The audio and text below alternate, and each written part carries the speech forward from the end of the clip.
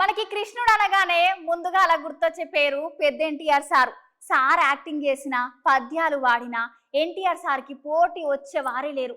అసలు తెలుగు సినిమా కీర్తిని ఒక మెట్టెక్కించింది గా పెద్ద సారే. ఇవాళ ఎన్టీఆర్ సారు 101వ జయంతుల్లా అందరు ఇవాళ ఒక్కసారిగా పెద్ద ఆయనని స్మరించుకోండి.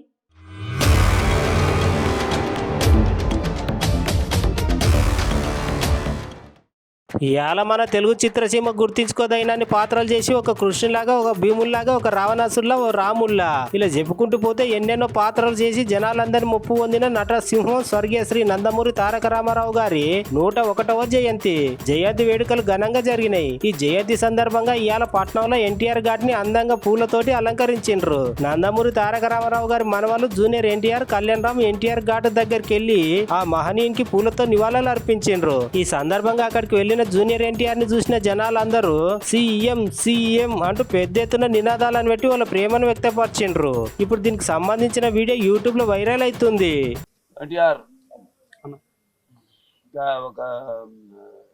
ఒక శక్తి ఆయన ఎన్నో సందర్భాల్లో చెప్పడం జరిగింది. ఎన్టీఆర్ అంటే కేవలం నందమూరి తారక రామారావు మాత్రమే కాదు, ఎన్నట్టు నటనాన్ని ఆయన ఇల్లు ఒక నటనాలయం, అందులో ఆయన ఒక నటరాజు నరసింహుడు.